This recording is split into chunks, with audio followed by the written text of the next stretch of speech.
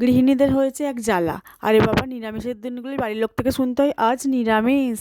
আরে বাবা, পঞ্চব্যঞ্জন না হলে কি আর তাদের ভাত খেতে বসতে ইচ্ছা করে বলো তো, মন ভরে? তো চলো দেখে নেওয়া যাক আজকে আমি কি কি রান্না করতে পারি নিরামিষের দিন। প্রথমেই তো আলুটা ভেজে নিচ্ছি, তোমরা দেখতে পাচ্ছ। আলুটা ভালো করে ধুয়ে গোল গোল করে কেটে নুন হলুদ মাখিয়ে ভালো করে ভেজে নিচ্ছি। এবার একটা বেগুনও কেটে নিয়েছি, এতেও নুন হলুদ মাখিয়ে নিয়েছি। আলু ভাজার পরে ওই তেলে তাতে একটু সামান্য তেল দিয়ে তারপর বেগুনটাও ভেজে নিচ্ছি। আলু বেগুন ভাজা দিয়ে আর কি ভাত খাওয়া যায় বলো, তাই একটু ডাল সেদ্ধও বসিয়ে দিয়েছি, মুগ ডাল বসিয়েছি। এরপর একটু উচ্ছে তরকারি করবো, তাই বড়িটা লাল লাল করে ভেজে নিচ্ছি। লাল লাল করে ভাজা হয়ে যেতে এদিকে একটু ভাত বসিয়ে দিয়েছি। এবারে আমি উচ্ছেটা ভেজে নিচ্ছি। উচ্ছেটা ভাজা হয়ে গেলে আলু বেগুন শাক একসাথে তুলে দিয়েছি। আলুর আর উচ্ছের বেগুনটা একটু আগে নেড়ে নিয়েছিলাম, তারপর মশলা দিয়ে দিয়েছি কষিয়ে কষিয়ে। এবার জল দিয়ে দেবো, দেখো ঢাকা দিয়ে দিয়েছিলাম, সেদ্ধ হয়ে গেছে। এবার নাড়িয়ে চাড়িয়ে একটু নামিয়ে নেবো। উচ্ছে তরকারিটা হয়ে গেছে, এবার একটু টমেটো দিয়ে মুগ ডালটা মুড়ে নিলাম, বেশ ভালো খেতে লাগে। নিরামিষের দিন শেষ পাতে একটু চাটনি না হলে হয় বলো, তাই একটু টমেটো কেটে চাটনিটাও বসিয়ে দিলাম।